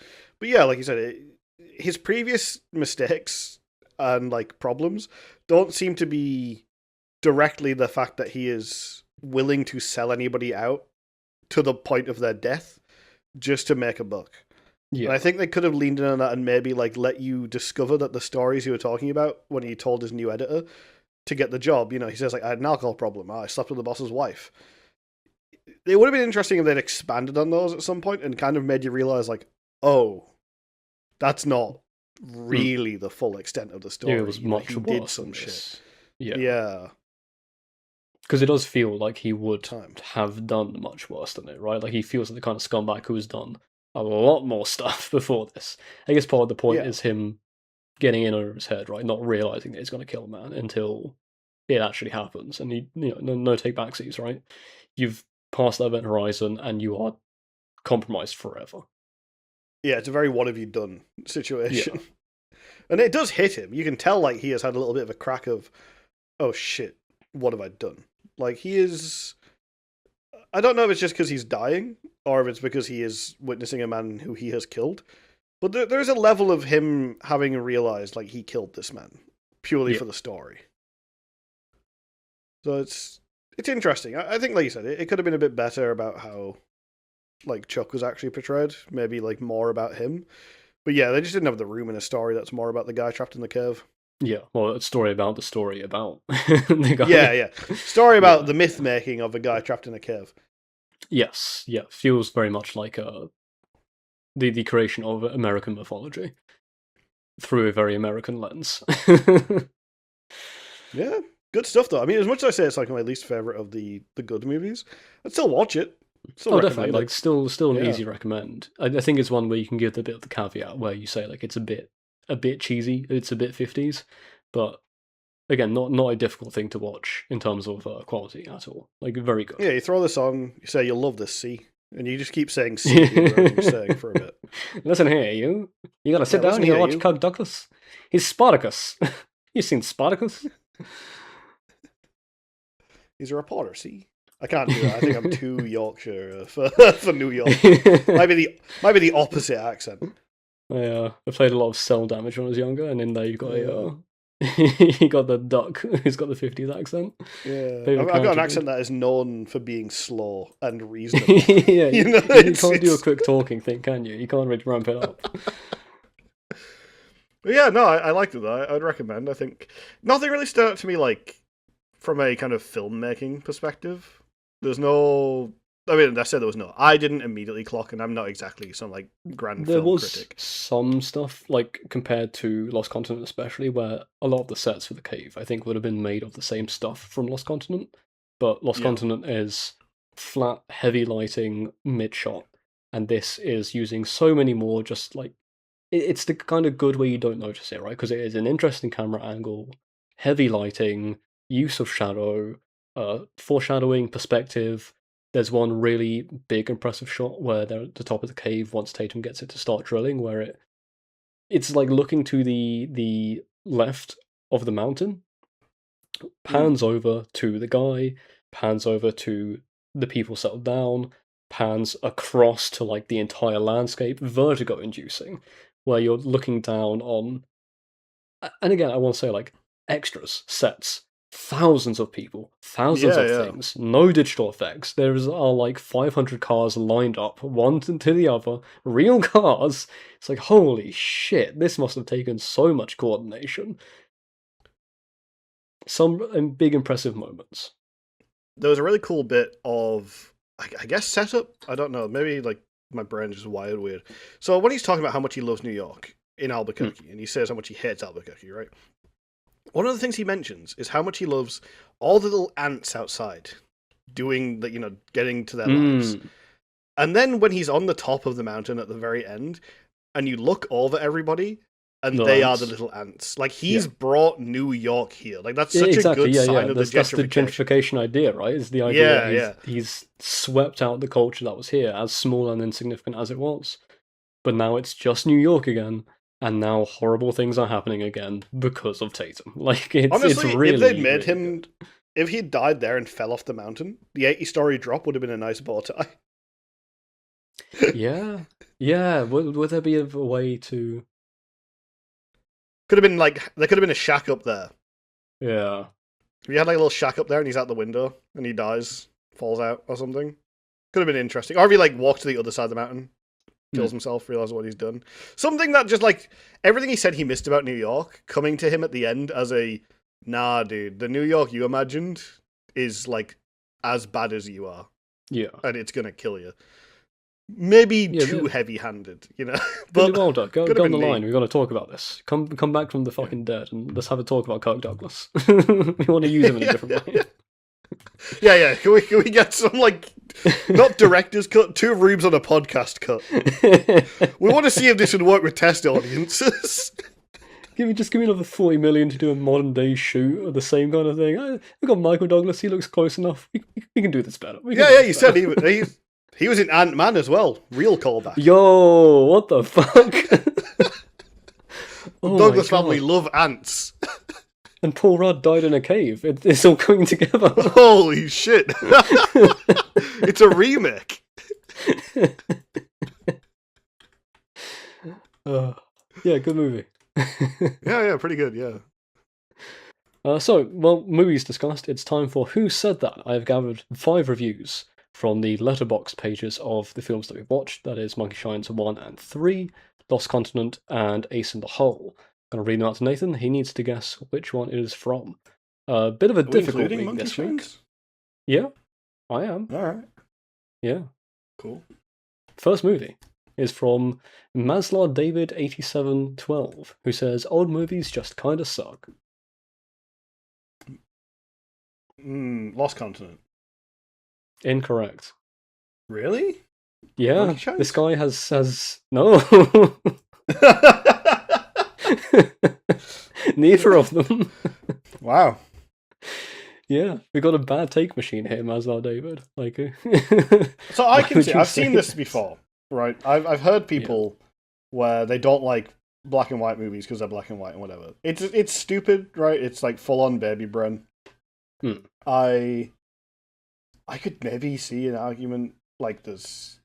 Old movies are worse. Maybe, I don't know. It just seems really silly to me. It's very very childish to view the world. This is around the point. I say that, but like even It Happened One Night is around the point where like a good old movie is as good as a good contemporary movie, right? Like I think Maslow David is just wrong. I hate to say it, dude. Yeah, you get that with like a lot of things, right? I think the only thing that people recommend the old stuff before the new stuff if they are themselves relatively young. And I might even be wrong. No, I think I am wrong, right? Like literature. Because every now and then I'll read like a really old classic and I'm like, oh, yeah, this shit fucking slaps. I read Moby Dick, I was like, holy shit. Yeah, Dracula, shockingly contemporary, the way it's written. Also really funny when Dracula is like every one of his house staff right at the start. Oh yeah. Takes him up in the wagon and he's like... And also like... knowing the vampire mythology, like... him being like, Mr. Harker, lovely to speak to you, and now I need to retire to bed right away for no reason. And John Harker's like, I wonder what that's about. It's like... this guy's really weird. In context. I'd recommend Dracula. I think that goes in bangers. Yeah, it's a good time. Shockingly. Here's another one from Drizzy Rizzy. I think it was a 1.5 star review, which is even funnier because they said, didn't see it, trailer looked like ass. That's gotta be Man in Hole, right? We're talking about this. Is that what it's called? Man in Hole? Man in Hole? My brain completely flubbed that one. It is Ace in the Hole. It's, yeah. I can see the argument of, like, not the argument, I can see why I would think it's that one, because I think just, again, it's just like a really stupid take about, like, old movies. I also don't imagine Lost Content had a trailer, and Monkey Shines might surprise you. Doesn't have trailers. Yeah, I don't think they had the concept at the time. So, like, you go see the trailer. What interests me here is what compels you to go and leave a review. Yeah. What compels you to watch the trailer from the 1950s movie that you know you're not going to watch already? Because most people are not going to watch a movie from 1950s like off the cuff, right? Just it's not the done thing. Very strange to be like, I will be convinced by something, and it might be this trailer, but it isn't. Fuck you. It's like you see the trailer and go, that looks like shit. I better go put that on my letterbox. Like, what's wrong with you? You fucking stupid? Very bold move, honestly. Here's another bold move from Joe. This review says, ass. Lost Continent. It's Monkey Shines, dude. Oh, okay. I mean, it wasn't very good, I'll be honest. I mean, not really a great bonus plot. Point. The sequels are very derivative. Bonus point if you can guess which Monkey Shines. So either 2 or 3 are lost media. So I've got the reviews from 1 or 3. Yeah. Oh yeah, because 2 wasn't necessarily included. 2 wasn't on the best of us. Yeah. Yeah, 30 seconds long. It's gotta be. It's funnier if it's number 3 because it's such a weird thing to like. That would be very strange. But I think it's number 1. It is. Yeah, he saw the first one, didn't like it, didn't watch the sequels. Yeah. Avi Valderas says this film was better than I remember, and better than pre-2000 critics believe it to be. Okay, so I know. When we talked about this, Ace in the Hole was panned.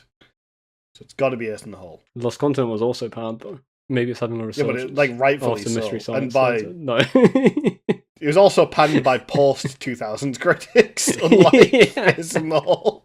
Yeah, it's Ace in the Hole. And last one from All Time Gamer Pro 2538. Oh shit, a gamer. They say recently I had a nightmare about this. The guy was dancing the exact same way, except he was raging and screaming, then he was chasing me while screaming, and I was very scared what was going to happen next. Then I woke up. Monkey Shines 3. Which one? 3. Yeah. Well, let me just check my notes here. I'm getting it from the producer. Hand me this bit of paper. It's actually not a Letterboxd review, it's a YouTube comment, and it's actually from Monkey Shines 2, so don't know how that happened. Cool. I got the idea that a dream about this guy, this ephemeral figure screaming and chasing you. And I was like, is there any dancing in the other 2 movies? Not really. No. Yeah, it had to be Monkey Shines. You could have Chuck Tatum dancing, though. That'd be a good scene. Yeah. Yeah, I think he'd be a good dance. Because you could have him dancing and kind of commanding the dance and dragging somebody along with them, and then they eventually go, oh, he's a good dancer. And he was doing a lot of screaming as well, so that's a, that's a good Very one. loud man. Very New York. Yeah. I'd love to see his reaction to almost getting hit by a car. You might notice that we had no reviews from Lost Continent. That's because every review is just rock climbing or this dinosaur looks like ass. There was nothing that I could find to use from Lost Continent. I want to say, at least half an hour looking through the reviews for one that I could use to maybe trick you. Yeah, I think like when a movie is dog shit, but like not doing anything to be interesting about Yes. how it's dog shit. Because even Maniac, right? Maniac is like wacky. I The got thing you with with Maniac. I got you a few of them with yeah, Maniac, exactly. right? Like, there was something there. I think the thing with Lost Continent is that for the majority of the movie, nothing is happening. And I mean, like, genuinely just fuck all is happening. There isn't even anything really going on screen. So everybody who is talking about this is going to be referencing the Mystery Science Theater, right? Because It's that's the only all thing there is to to it. reference. Yeah, Yeah. crazy. All Well, right. with that being said, we now have our tier list, which again, for audio listeners, we have bangers, gold star, yeah, it's good, yeah, it's fine, too interesting to call bad, consolation prize, trash, and then a section for Nazi propaganda. Monkey Shines, I feel like both of them, my perspective would be in too interesting to call bad. Like, they are not good, they are 40 seconds of film footage, they are not bad, it's 40 seconds of film. What are you going to call it bad about it? I think the fact that there's some Lynchian visual there that, like, not only me, but other people have tapped into says something about, like, there is an emotional thing that you can get from them, right? They also have the vibe of like a thing that you would be looking at on your phone, and you would go to your like friend or colleague and go, "Oh, you seen this? It's like one of the first things they ever shown on screen." Yeah, yeah, And you're like, "Oh, exactly, that's right? neat." Yeah, yeah. Like, Like, I didn't know that. It was strange. Weird. yeah. That's all. Like, it's a talking piece, right? Like, it's neat. It's cool that it happened. So yeah, I'd It's put it there also as well. like, I don't know if you have this as well. The moment I hear someone from the 50s saying anything to do with like monkey or primate, I get very worried because it is the Oh yeah, yeah. I 50s, can see right? that. So the fact that it's not Yeah. that, I'm like, oh, that's nice.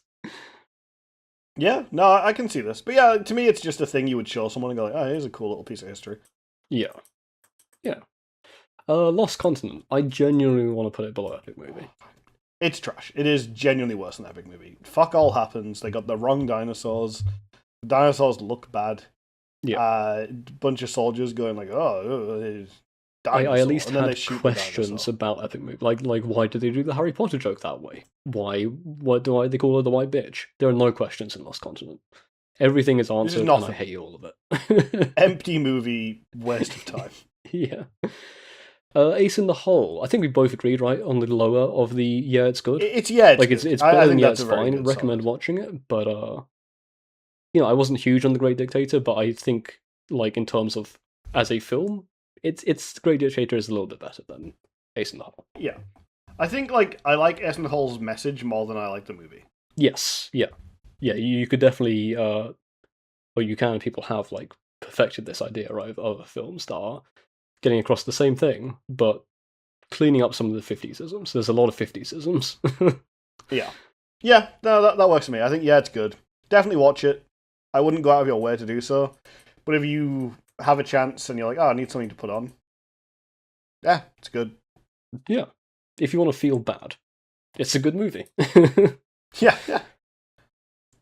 Our wheel. All right, I have Nightmare Wheel. culled the early 80s movies that had no films in there, so we're missing some Yeah, from like yeah. the 1880 whatevers. I Let's can see. actually read You can read each them of the now, right? numbers. Yeah. Nice. Let's see what we get. I've also got an advert here for Percy Jackson. Look, I'll be cropping that out. Oh, Yeah, but they get to know what the advert 2004. is. I like to tell them. It's more contemporary, 2004. Now remember, whatever we Wow. see first might not be what we're watching, because it'll be the most popular film. Yeah, I'm glad you've preempted me because I would have fallen for it again. 2004 is, so most popular is Eternal Sunshine of the Spotless Mind. Makes sense. Millennials love that shit. Highest rated is, what is this? Nobody knows. And lowest rated is, oh, I hate that thumbnail. Super Babies, Baby Geniuses 2. Oh, hell yeah, dude. It's worse than Following Catwoman. on from the plot of the last movie, babies can communicate with each other using baby talk and have an innate knowledge of the secrets of the universe. The baby geniuses become involved in a scheme by media mogul Bill Biscayne, played by John Voight. Oh no! Helping the geniuses is a legendary super baby named Kahuna. He joins up with several other babies in an attempt to stop Biscayne, who intends to use a state-of-the-art satellite system to control the world's population. How long do you It's the think small Baby Kahuna. Geniuses 2 is? 105 minutes. I think it's going to be like 79. Let's find out. Let's find out. 88. Thank fuck. 88. Oh, good. It's not going to be a good time, but 1.5? That's so low. Oh, no. I think when we talk about bad rom-coms in the 2000s, I realized shit like this exists. Right? Yes. Cats and dogs, baby movies. It's going to be a fucking nightmare. Well, let's see. Nobody knows. Did Mum really abandon us? In a small Tokyo apartment, 12-year-old Akira must care for his younger siblings after their mother leaves them and shows no sign of returning. It's already on my watch list, so I'd already been interested in this movie, apparently. Yeah, I reckon 141 minutes. This sounds good. Yeah, it sounds interesting. I like, I don't know if it'd be like melodrama, but like Japanese family drama. I've seen a few. Yeah. I do like it. But yeah, those are our movies for next week. We have Super Babies, Baby Geniuses 2, and we have Nobody Knows, directed by Bob Clark and Hirokazu Koreeda, respectively. Yeah, I do think the Super Babies thing here, right? An epic movie. We said really early on, might have been in the pilot, might have been in the first episode, that the newer bad movies are going to be worse. Obviously, we put Lost Continent in the dog shit folder. I do think Super Babies is going to be worse because stuff is going to happen. In the same way, like Epic Movie is a movie I'm more annoyed for having seen than Lost Continent. Lost Continent just wasted my time. It's trash, but it's trash in that kind of really peak sense of it's just empty. It is garbage, it's rubbish, it's worthless. Epic Movie is bad because it is a nightmare fest of just this noise and sound onslaught of unfunny jokes and uncharismatic actors and bad writing. The Super Babies are going to be more like that, right? This is going to be an affront. You're going to be attacked by this movie. It does feel like probably some kind of money laundering thing, right? Like, who makes something like this? Why would you do that? How did it do at the box office? I reckon nightmarishly well. Let's see. Well, the same director did Baby Geniuses 1. Which did not have John Voight. It had Christopher Lloyd? What the hell? It's got a 1.7, okay. So we'll look at Baby Geniuses 1 box office, just so I have an idea for it. Baby Geniuses 1 grossed 36.5 million against a budget of 12 million. So that's why it had a sequel. Baby Geniuses 2 grossed 9.4 million against a budget of, is it visible? Not visible on this page. I mean, if they said 9 million gross, they're probably not going to tell you what the budget was because they were expecting a little bit more money. I'm glad it probably flopped then. Well, let's see. I'm just going to Google Baby Geniuses 3. Oh, there is a third Baby Geniuses movie. Jesus Christ. It's called Baby Geniuses Baby Squad Investigators, but it's made 10 years later. But it stars John Voight again? What the fuck? It's a passion project. He wasn't in it for the money. Oh, my passion is to be a fucking racist freak and then also be in Baby Geniuses. Oh, well. That's going to be fun. Yeah. At least the Japanese, like, family drama, that sounds really cool. Yeah, that seems good. I'll be looking forward to that one. Yeah. Alright, well, thank you for listening. This has been Bangers and Trash, and we'll see you next time for Baby Geniuses. God. Yeah, go watch the movies. Baby Geniuses first, then Nobody Knows. That's going to be better for your filter brain. It out. Yeah. Or if you want to do real psychic damage, kind of watch one scene of one, then one scene of the other. Oh, you know, concertina them. No. Or watch the Japanese dub of Baby Geniuses. Watch Nobody Knows sped up enough where it's the exact same length as Baby Geniuses and watch them simultaneously. Yeah, there you go. One eye for each one. Get one of those Google Glasses type things. Oh well, see you next time. Yeah, see you then.